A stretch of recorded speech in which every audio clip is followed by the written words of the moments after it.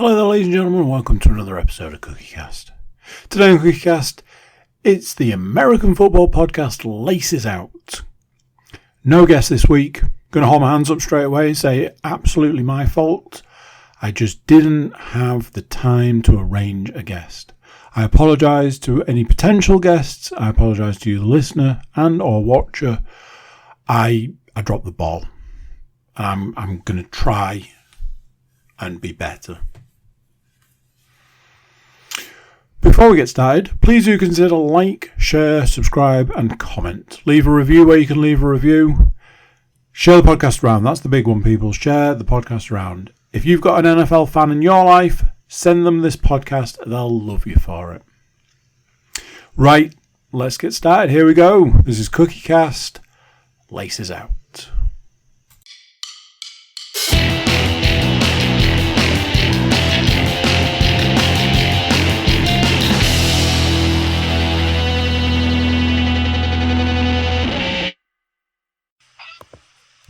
Recording in progress. Welcome on in, ladies and gentlemen, boys and girls, children of all ages. Welcome back once again to your weekly dose of American football chatter with myself and your podcast leader, as it were. Look at him there, slurping away on his delicious cold beverage. It is, of course, Mr. Andrew Cook. How are we, sir? Slowly and steadily becoming more caffeinated as we speak. It's a terrible idea at this time of day. I mean, at some point, you would imagine that the business model has to be that some form of sponsorship deal is coming with a caffeine-based dispensary. Honestly, the fact that it hasn't at this point, I mean, something's gone wrong somewhere in my life, that's for sure. I have to turn the cup round because I don't want to show favour, but I'm happy to turn it the other way. Let's just say that and leave it there. It's either delicious or disgusting. You decide. Well, I mean, it looks lovely, so I'll give you that. So, the eagle-eyed amongst you that are watching on the YouTube will have noticed that it's just myself and Mr. Cook. Therefore, sadly, no guest this week. Therefore, no guest means no guest season-long predictions. We do have guest predictions for Week 5's game picks. We'll get to those in all good time, though. So, we'll open up by going through Week 4's game picks. So, obviously, myself and Andy, as usual, stepped up to the plate, gave our picks for game week 4. Stuart Woodmansey was last week's guest and provided his selections. Wasn't the best week for Mr. Woodmansey, sadly, as he came third with 10 out of 16 selections correct. Still a very, very... 10 out, at the end of the day, if somebody's like, oh, they got 10 out of 16. If somebody got 8 out of 16, I'd be like, that is perfectly acceptable. At the end of the day, there are two teams involved. It's going to go one way or the other, and a lot of games go not the way you think. So 10 out of 16, absolutely. Perfectly acceptable. So, 10 out of 16 selections correct for Mr. Woodmansey. He was let down by the Falcons not beating the Jags at Wembley. The Bears not beating the Broncos in Chicago, but then again, they had their chances. The Steelers not beating the Texans in Houston. I think a few people were surprised by that outcome. The Colts not beating the Rams in Indy. The Bengals not beating the Titans in Tennessee. And the Giants not beating the Seahawks at home. Disappointing stuff across the board. So 10 out of 16 points. Third place for Mr. Woodmansey. Finishing second with 11 out of 16 selections correct was myself. Unfortunately, I was let down by the Browns at home to the Ravens, the Steelers at the Texans, the Saints at home to the Bucks, the Bengals away at the Titans, and the Giants at home to the Seahawks, sadly. Which means winning the week with 13 of 16 selections correct. Well played, Mr. Cook. Yeah.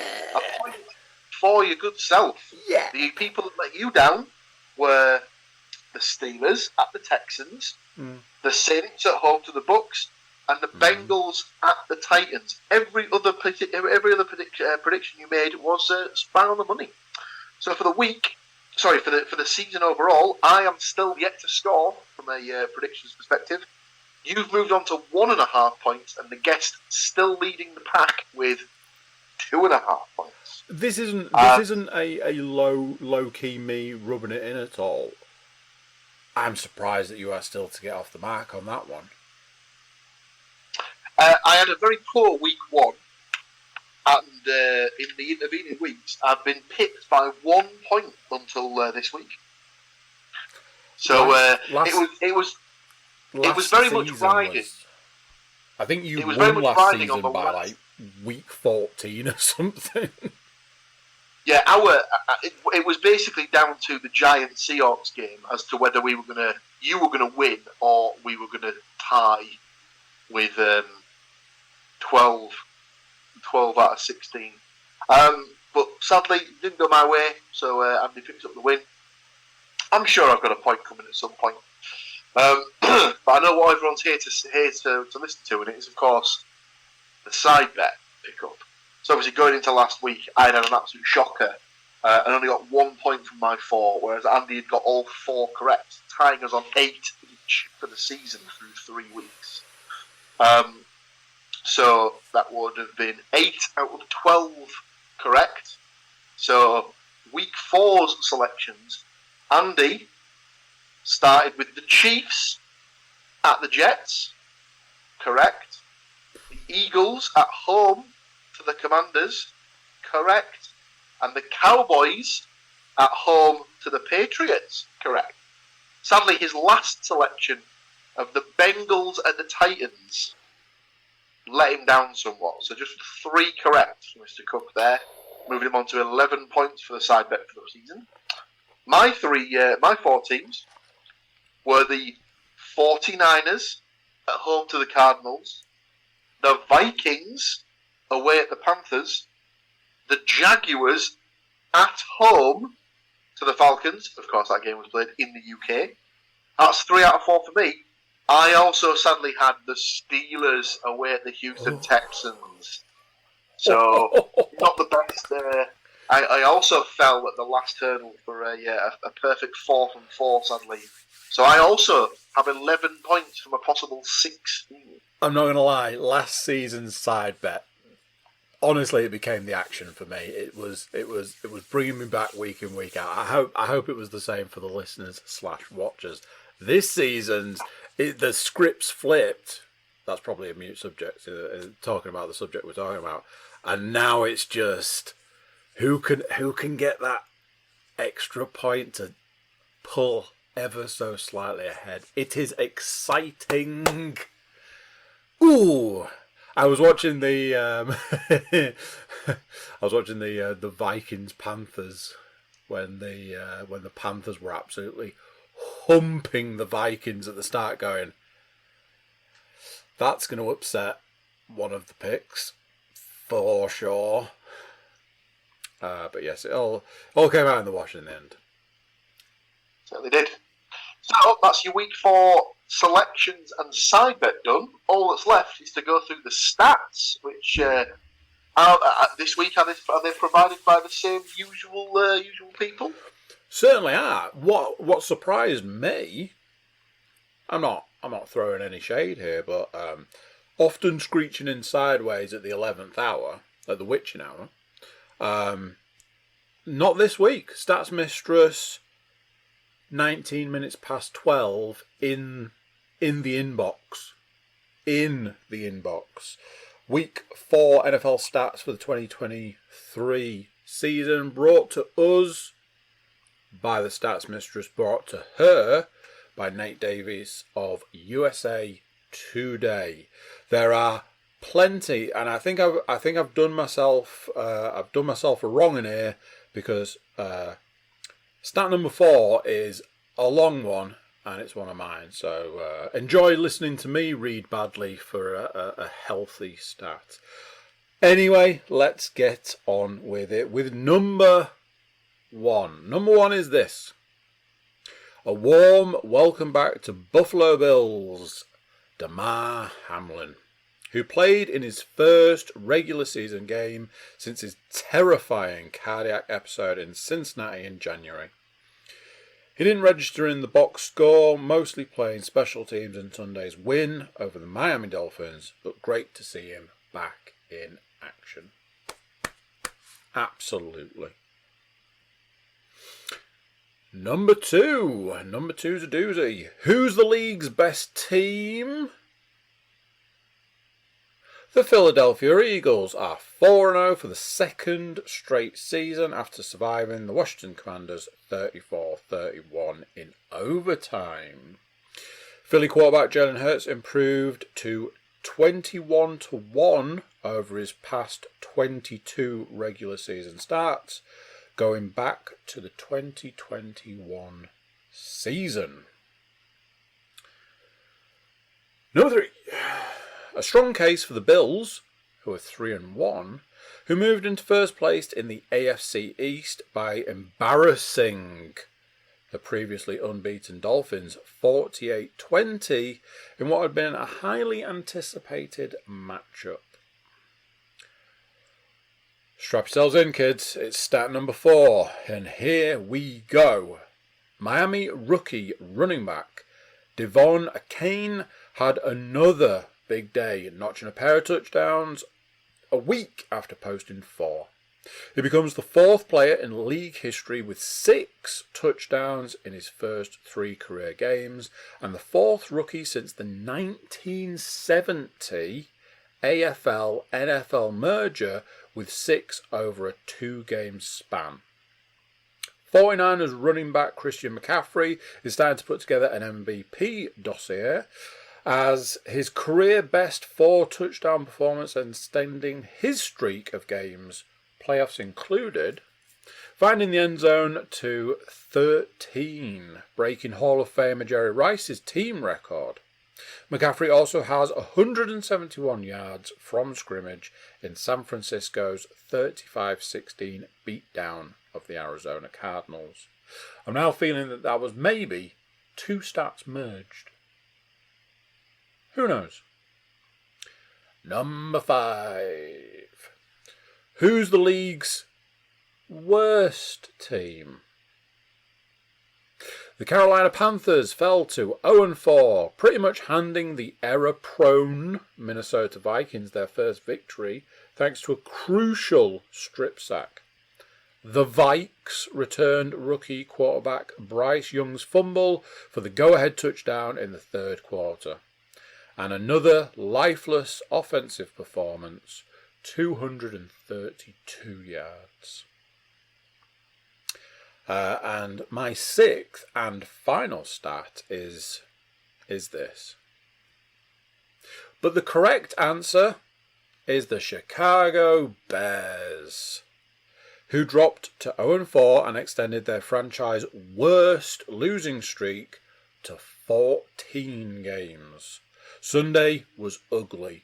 Chicago gave up 24 unanswered second half points in its 31-28 loss to the Denver Broncos, who notched their first win under head coach Sean Payton. That is my selection of stats for this week. I hand you over to my glamorous co-host for his. Thank you very much. And that's my stat leads on. My first stat leads on from the Chicago Bears related post. During the Super Bowl era, since 1966, for those that weren't keeping count, 164 teams have started the season 0-4. Only one of those 164 teams has ever reached the postseason. I think it's safe to say that we won't be seeing Chicago or Carolina in January for too long. New England Patriots coach Bill Belichick's first attempt to win his 300th regular season game ended with the worst loss of his head coaching career. The Dallas Cowboys romping to a 38-3 victory. Not the Texas homecoming that the Pats running back Ezekiel Elliott wanted either. They did show a video of him. I believe they showed a clip of the video package that they put on for him prior to the game starting. You could see he got a little bit emotional. I kind of feel that was a bit of one of these. It was a bit like, let's just get in his head just before kickoff. I imagine it's potentially a bit of both. I think obviously he was decent whilst he was there, but I don't think he never won a championship with him. He never really he got a couple of rushing titles. That's about it. Maybe a little bit overkill for me. Prematurely anointed Offensive Rookie of the Year has to be Los Angeles Rams wide receiver Puka Nacua, who scored his first NFL touchdown on Sunday. A 22-yard catch and run from hobbled QB Matthew Stafford in overtime to salvage a 29-23 win for the Rams at Indianapolis. The Chiefs-Jets game. Did you notice that one of the owners of AFC Wrexham, or Wrexham AFC, as they are actually known, the Welsh football, soccer equivalent of the Jets, showed up? Anyway, Mahomes tossed his 200th career touchdown pass, becoming the fastest player to ever hit that milestone, doing so in just 84 games. That's what? I did 2 and a bit a game? I did see that because somebody had put a video up saying, never mind Taylor Swift turning up, she was followed in by Deadpool and Wolverine, because directly behind her was Ryan Reynolds and Hugh Jackman. And people are like, oh, Taylor Swift, so it's like, yes, let's talk about the important people, though, shall we? Oh, dear. Defensive Player of the Week. Handed to Los Angeles Chargers outside linebacker Khalil Mack, who had the 6th game with at least 6 sacks since it became an official statistic in 1982. Mack also joined Hall of Famer Derek Thomas as the only player with multiple games of at least 5 QB takedowns. That is mental. 6 sacks in one game. That is mental. Outrageous. Toughest Player of the Week? Chargers quarterback Justin Herbert, who threw a 51-yard completion to secure Sunday's 24-17 win over the Raiders, despite playing the latter stages of the game with his non-throwing hand heavily wrapped and his middle finger splintered after he was hurt near the end of the 3rd quarter during the run back of an interception he'd thrown. That's pretty hardcore. Obviously, little side props have to go to Matthew Stafford for pretty much completing the game on what sounded like one hit at one point. Crazy. And my final stat of the week, not just mine, our final stat of the week. A week after losing to the Browns 27-3, the Tennessee Titans beat the Cincinnati Bengals 27-3.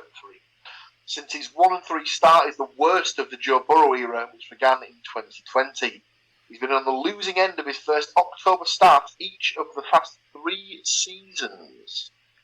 Slightly worrying times for the Bengals. We actually discussed this in a little group chat outside of the podcast, where obviously he got the calf injury, I believe,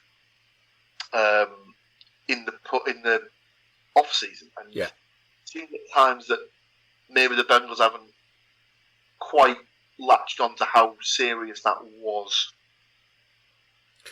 When you are about to sign the biggest quarterback contract in NFL history, you probably have a tendency to play down any injuries. They're like, how are you feeling? You feeling good? You feeling healthy? Oh, absolutely.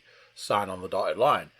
I imagine that it's not solely down to him. I imagine there's a lot of health support staff involved who are like, look, you may not be 100%, but you are probably 90%, and 90% is probably better than 16 teams in the NFL. We can do the maths here and then get you to this point. By that point, you'll be fully 100% fit and healthy. Don't worry, it's all fine. It just seems to have fallen in a particular way where that may not be the case. I know I've been particularly, I suppose the best way to put it is negative about this situation.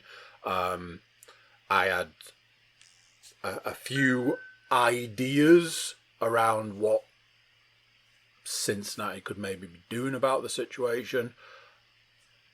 I personally think it's a bad look, and I think that maybe taking a couple of early loss games to then come back and win pretty much every game from that point on would surely look better than turning it week in, week out and just putting an L in the column. It's a little baffling to me.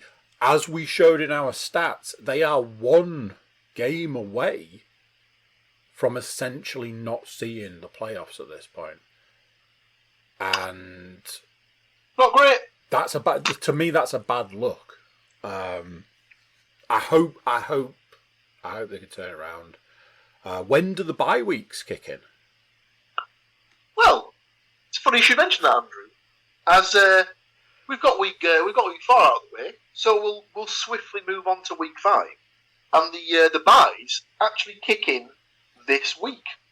So there are 4 teams on bye, so there's just 14 games to select this week. I know that the Buccaneers and the Chargers are 2 of the teams. I believe the Browns is another, and I can't think what the 4th is, so I'm just going to double check it here. Yeah, Chargers, Buccaneers, Browns, Seahawks are the 4 teams that are on bye this week. So they're the 4 teams. They're the 4 teams that are now cursing their misfortune, as if they do make the postseason, they will be the most knackered team. Something that I did want to just mention very briefly was the Seahawks, because I feel that they are maybe going a little bit under the radar. Because are they 3-1? I believe they've only lost against the Niners so far this season, which seems like no shame in that. Seems like a pretty good run to me so far. And like I say, I think they're just kind of keeping quiet and hope nobody notices. So yes, just a quick mention of the Seahawks.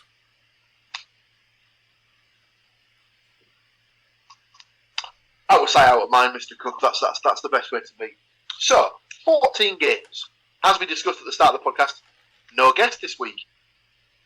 In a visual sense, obviously, in the weeks where we are missing a guest, we try our best to pull in a set of guest predictions, and I did what any sort of panicking self-righteous podcaster does, and begged my wife to step in and take one for the team, so to speak.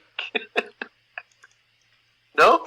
Not enjoying that phrasing? I'm not sure how comfortable I am with that sentence. Maybe in editing I can mix it around to make it sound a little better, but whew. Well, that's neither here nor there. So, yes, Mrs. Williams has kindly stepped in and provided us with some guest predictions for the week, which we will go through now. So the first game of the week is the Thursday night football, which sees the moribund Chicago Bears taking on the somewhat, some would say, surprising Washington Commanders. Absolutely. No surprises here. We've all taken the Commanders to get the win on that one. Next up, we move to the Sunday slate of games, and once again, we have a UK game as the first game of the day. It's the Jacksonville Jaguars playing their second game in the space of 2 weeks in the UK. However, this one they are officially playing as a road team for the first time in their UK history. They'll be taking on the Bills, with the Bills as the designated home side at the Tottenham Hotspur Stadium. Myself and Andy have picked the Bills to get the win here, where Amy has taken the Jaguars to sort of take the victory with somewhat of home field advantage as the kind of one of the mainstay teams for the UK games. Not gonna lie, I wish I was going to this game. I reckon this game has the potential to be an absolute banger. I think it's the best of it's the best of the 3 UK games that are slated for this season. Yeah. So yeah, it should be decent. Next up, we move to the 6 p.m. slot of games. We've got the Texans taking on the Falcons in Atlanta. I am the only one who's taken the Falcons on this one. Both Andy and Amy are backing the Texans, which I thought was a little bit odd. Might just be me. Might just be recency bias on the behalf of the Texans.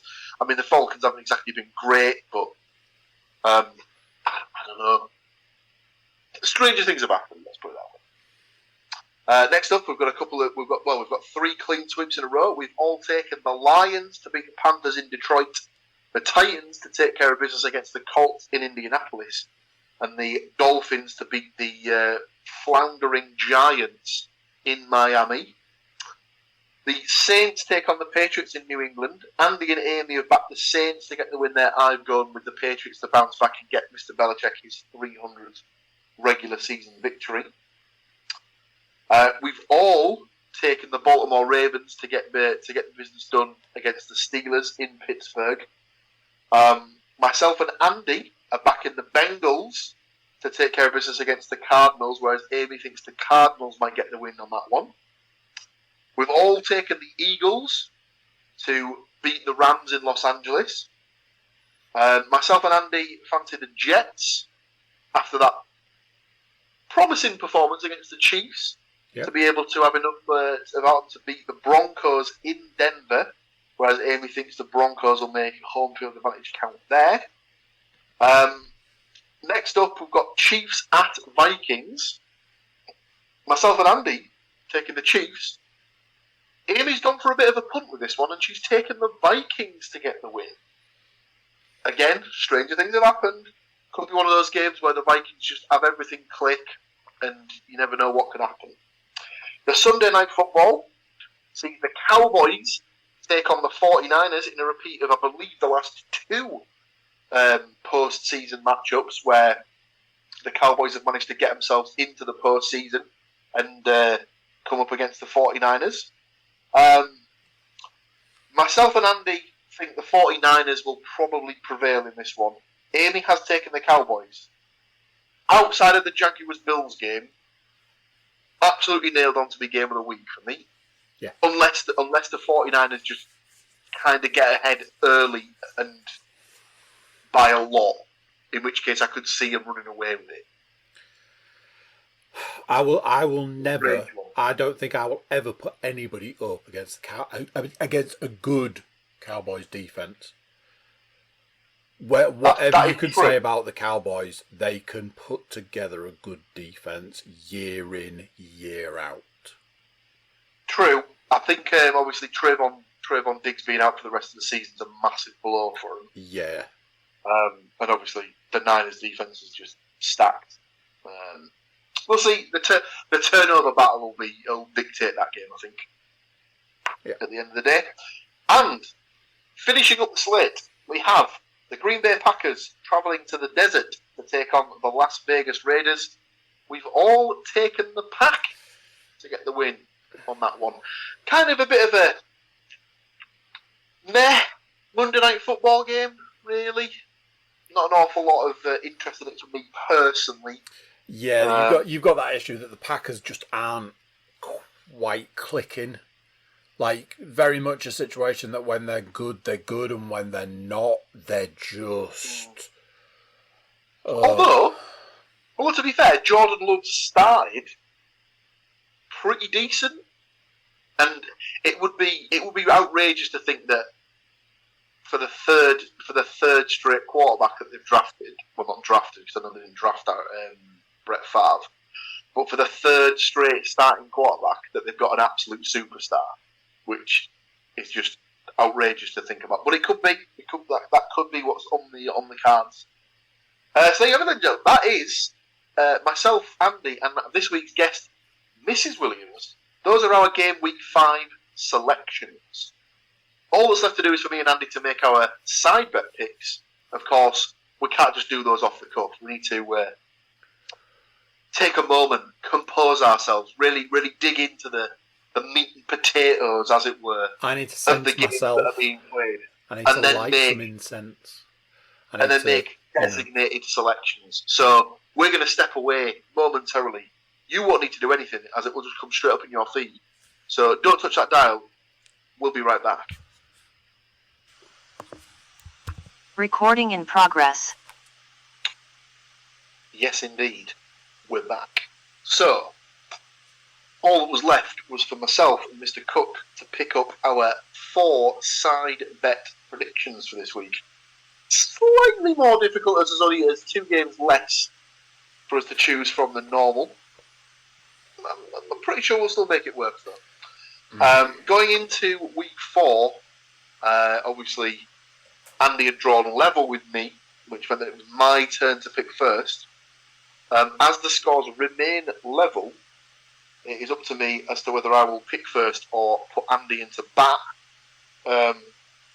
So, I will actually take the first selection this time.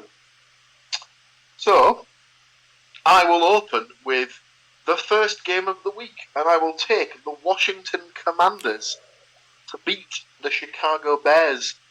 A please and thank you. Which means, Mr. Cook, you have the honour and privilege of selecting 2 games back to back. So I've got one on my screen that is, in some ways, it's an obvious choice. But I keep looking at it going, maybe not falling at the first hurdle would be good. However, I will take the Buffalo Bills to beat the Jacksonville Jaguars. I mean, I do still think that we'll win. Obviously, having picked them in the week 5 game slot.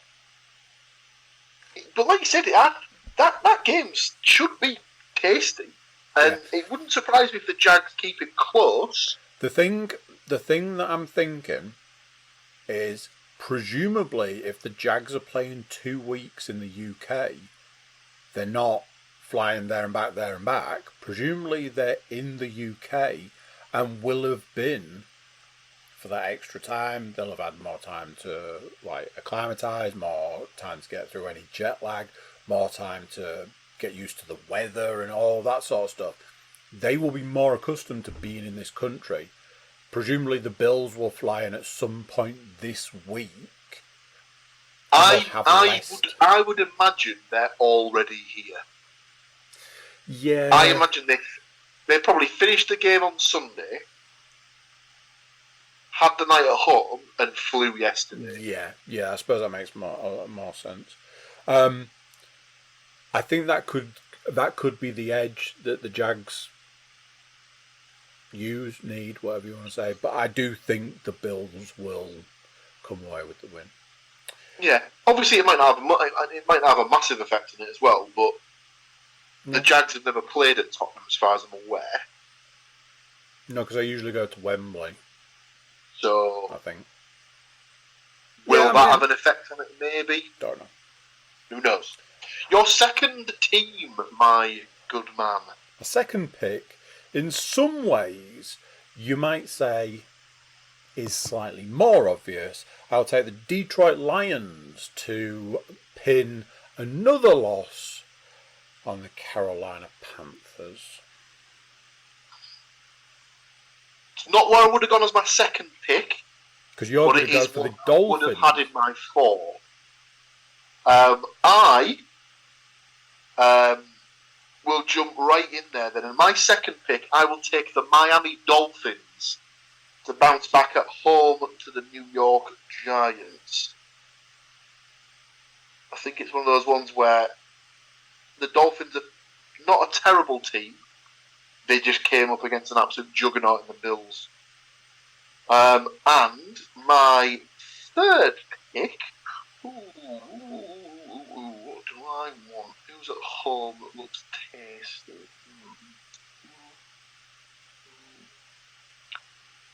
Not seen an awful lot of home teams that look that good, sadly.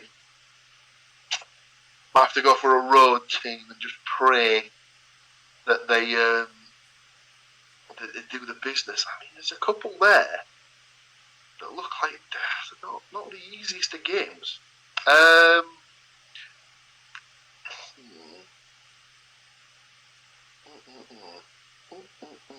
This is captivating podcasting, I'm telling you. I feel like it builds the tension. The worst thing is that after this, I've still got to pick a fourth game. So I'm struggling to pick third. Yeah, How is this happening? I'm looking at the choices going, you're going to make my choice for me, which makes my choice real easy. But you've still got another pick to make. I'm like, hate to be you right now.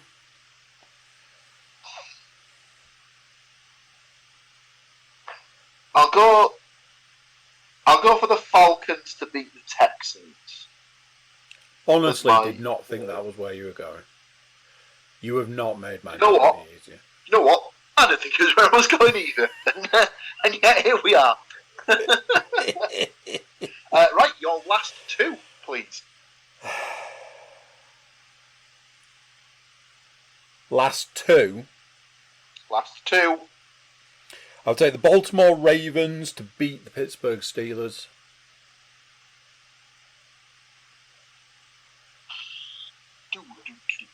Ravens.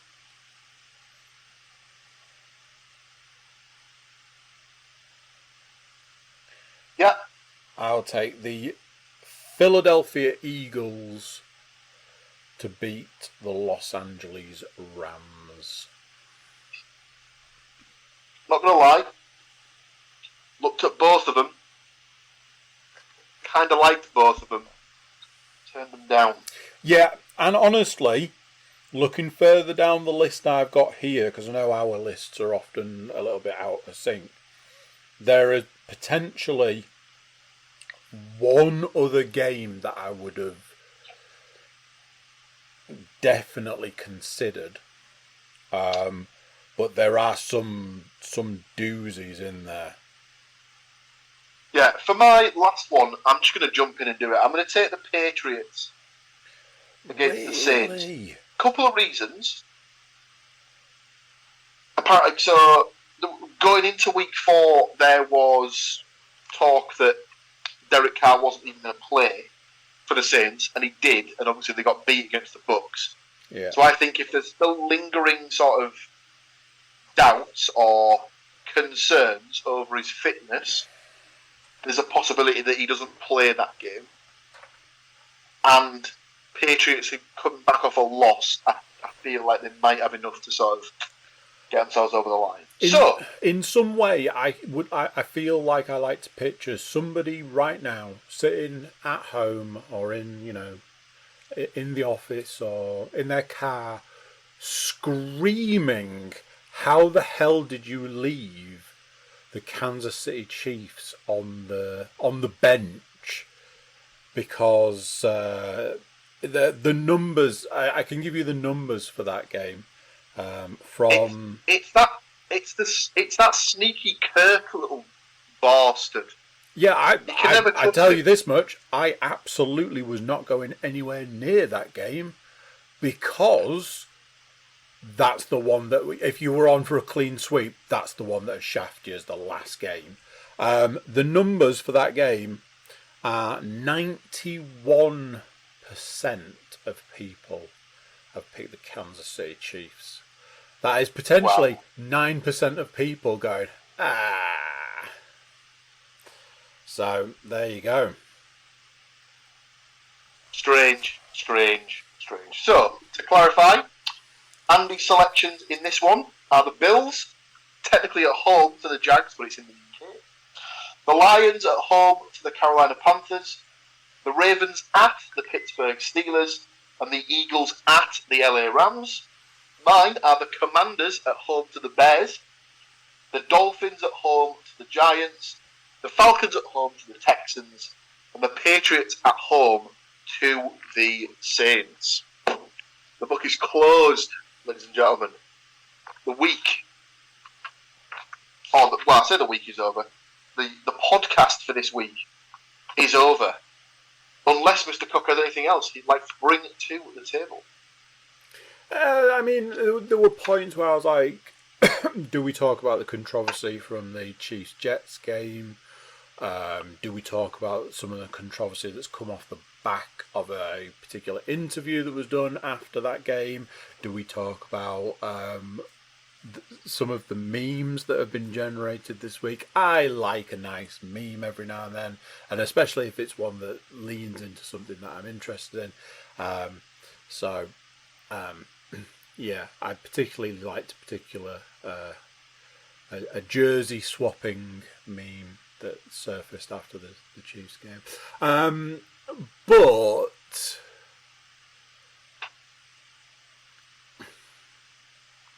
one thing I will say, I think I'll leave it with this. Something I've been thinking a lot recently is obviously we had a fun old time leaning into the whole, it's all scripted. And if you look at the NBA as a sporting franchise, I don't think anybody's under any illusion that, you know, there's some shenanigans going on in the old NBA that leads the season in a certain direction.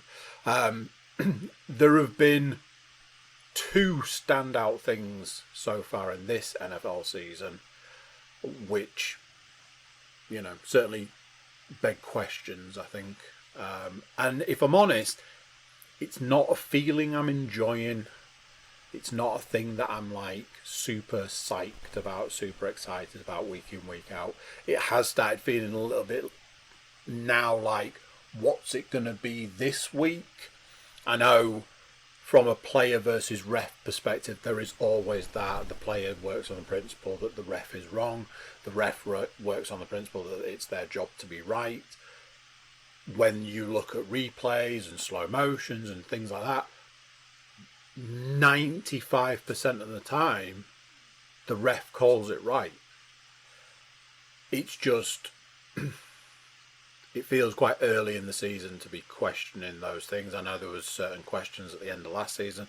There were certain questions at the end of the season before playoff time where decisions literally decided the outcome of games. I don't know. You know, I'm a man who loves conspiracy at the end of the day. Maybe a little too much. So don't listen to anything I have to say. But no, there's nothing else from me. So there we go. In that case, thank you, ladies and gentlemen, once again for joining us to go through the, as it turns out this week, murky depths of the world of the NFL. Join us again next week, where fingers crossed we might even have a guest to go through the details of the games with you. But until then, you keep yourselves safe and sound. We'll see you again in around 7 days' time. Until then, tatty bye. So there we go. What do you think to that? Another one done, another one gone. Big thank you for joining us. Big thank you for listening, watching, being here, being a part of it. If you want to be a bigger part of it, before you go, you can click the like, click the share button and share the podcast around. Subscribe if you haven't already subscribed. Leave us a review. That's a good one. Leave a review. And check out the website, cookiecast.com. There we've got social media links and an email button, and that way you can get in touch with us. Who do you think's going to win this week? Who do you think's got the better picks of the side bet? Let us know. That's it for this one. Until next time, I'm going to say bye, and I'll see you then. This has been another episode of CookieCast. If you enjoyed this episode, please like, share and subscribe.